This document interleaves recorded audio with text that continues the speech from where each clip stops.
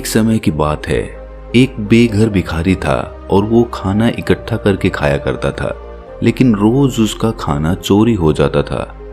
एक दिन उसने एक चूहे को पकड़ा जो उसका खाना चुरा कर ले जाता था और उससे कहा कि तुम मेरा खाना क्यों चुराते हो? मैं तो खुद एक भिखारी हूँ। चुराना है तो किसी अमीर का चुराओ, उसे तो कोई फर्क भी नहीं पड़ेगा। चूहे ने कहा कि यही मेरे भाग्य में है कि मैं तुमसे खाना चुरा कर खाऊं, क्योंकि तुम्हारे भाग्य में भी यही है कि तुम अपने पास केवल 8 चीजें ही रख सकते हो, चाहे तुम्हारे पास कितना ही खाना क्यों ना हो। ये सुनकर बेघर भिखारी को सदमा लग गया और उसका दिल भी टूट गया कि भला कौन सी ऐसी किस्मत के साथ जीना चाहेगा। उसने तय किया कि वो अपनी समस्या का समाधान बुद्ध से पूछेगा और वो यात्रा पर निकल जाता है। पूरे दिन यात्रा करने के बाद उसे शाम को एक धनी परिवार का घर मिलता है। वो सोचता है कि क्यों ना आज रात यहीं पर गुजार लूं, सुबह होते ही बुद्ध के पास जाने के लिए निकल जाऊंगा। वो जाकर गेट खटखटाता है। वो उनसे कहता है कि मैं एक यात्री हूँ, क्या यहाँ आज रात रुक सकता हूँ? मालिक उसे भीतर बुला लेता है और दोनों भोजन करने बैठ जाते हैं। भोजन करते समय मालिक ने पूछा, आप कहाँ की यात्रा कर रहे थे? भिखारी ने कहा, मेरे कुछ सवाल हैं जिनके जवाब बुद्ध से लेने जा रहा हूँ। ये सुन उस घर की मालकिन ने कहा कि क्या आप बुद्ध से मेरा भी एक सवाल पूछ लेंगे? भिखारी ने कहा, ठीक है, क्या सवाल है आपका? वो कहती है कि मेरी 16 साल की बेटी है, वो बोल नहीं सकती। आप उनसे पूछना कि हम ऐसा क्या करें कि वो बोलने लग जाए। अगले दिन वो उन्हें आश्रय देने के लिए शुक्रिया अदा करके यात्रा के लिए निकल जाता है। वो फिर अपनी यात्रा शुरू करता है। आगे जाकर उसे एक पहाड़ों का झुंड मिलता है जिसे उसे पार करना होता है। उसे वहां एक जादूगर मिलता है। वो भिखारी उससे कहता है कि क्या आप मेरी इन पहाड़ों को पार करने में मदद करेंगे? जादूगर उसे अपनी छड़ी पर बिठाकर पहाड़ पार करा देता है। जादूगर उससे पूछता है कि कहाँ जा रहे हो? भिखारी कहता है, बुद्ध से मिलने। जादूगर कहता है कि क्या तुम मेरे लिए एक सवाल उनसे पूछ सकते हो? भिखारी कहता है, हाँ बताइए क्या सवाल है। तब जादूगर कहता है कि मैं पिछले 1000 साल से स्वर्ग जाने का इंतजार कर रहा हूँ। मैंने सारी शिक्षा प्राप्त कर ली है। तुम बुद्ध से पूछना कि स्वर्ग जाने के लिए अब मुझे क्या करना होगा। भिखारी सवाल सुनकर फिर आगे यात्रा शुरू कर देता है। कुछ दूर चलने के बाद उसे एक नदी मिलती है। वो उसके लिए रुकावट होती है क्योंकि वो नदी गहरी होती है जिसे पार करना उसके लिए मुश्किल होता है। लेकिन सौभाग्य से उसे एक कछुआ मिल जाता है और उसे वो नदी पार कराने लगता है। नदी पार कराते समय वो भिखारी से पूछता है कि तुम कहाँ जा रहे हो? वो कहता है कि मैं बुद्ध के पास कुछ सवालों के जवाब लेने जा रहा हूँ। कछुआ कहता है कि मेरा भी एक सवाल है। भिखारी कहता है, क्या? बताओ। कछुआ कहता है कि मैं 500 साल से एक ड्रैगन बनने का इंतजार कर रहा हूँ। मेरी शिक्षा के अनुसार मुझे अब तक तो ड्रैगन बन जाना चाहिए था। क्या तुम पूछ सकते हो मुझे अभी और कितना समय लगेगा?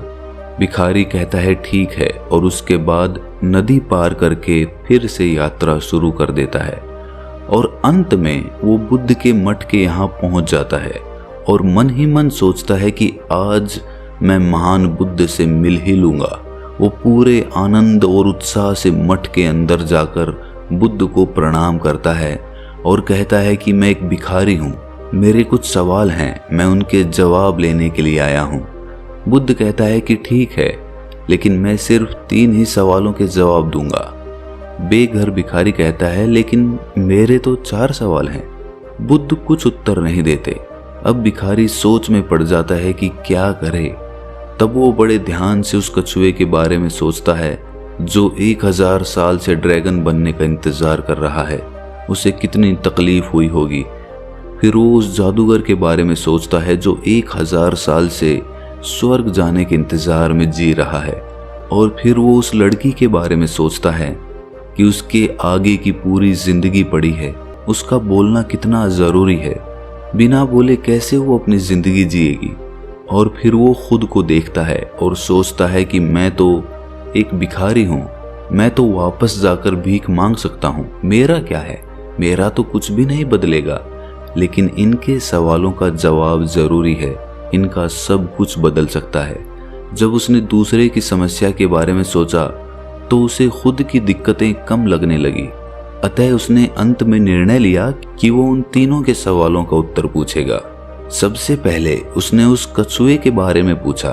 बुद्ध ने कहा, वो कछुआ अपना ढांचा छोड़ने के लिए तैयार नहीं है। जब तक वो उसे नहीं छोड़ेगा तब तक वो ड्रैगन नहीं बन सकता। फिर उसने उस जादूगर के बारे में पूछा। बुद्ध ने कहा कि उसकी छड़ी एक आसरे की तरह है जो उसके स्वर्ग जाने में बाधा बन रही है। उसे वो हमेशा अपने हाथ में रखता है।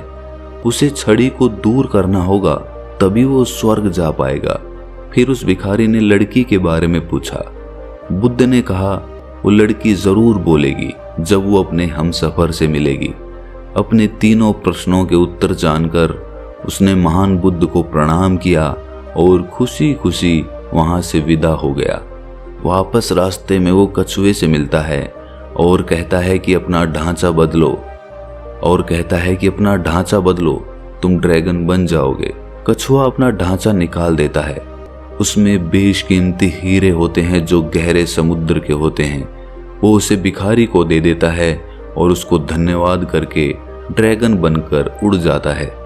फिर भिखारी उस जादूगर से एक बड़ी पहाड़ी पर मिलता है और कहता है कि आपको ये छड़ी छोड़नी होगी, तब आप स्वर्ग जा पाओगे। ये सुनकर वो जादूगर अपनी छड़ी उस बेघर को देकर स्वर्ग की तरफ चला जाता है। अब भिखारी के पास कछुए का दिया हुआ धन था और जादूगर की शक्तिशाली छड़ी थी, जिसमें बैठकर वो उस घर को जाता है जहां उसने रात गुजारी थी। उस भिखारी को देखकर उसके परिवार वाले बहुत खुश होते हैं कि उन्हें उनका जवाब मिलेगा। भिखारी कहता है कि आपकी बेटी बोल पाएगी जब उसे उसका हमसफर मिलेगा। उसी क्षण उनकी बेटी नीचे आकर कहती है, क्या ये वही आदमी है जो पिछले हफ्ते आया था?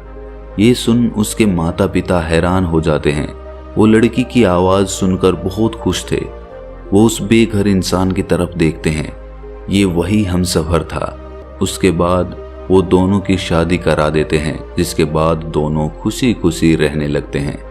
अतः इससे हमें ये शिक्षा मिलती है कि हम जो कुछ भी अच्छा कार्य करते हैं वो किसी न किसी रूप में लौटकर हमारे पास ही आता है।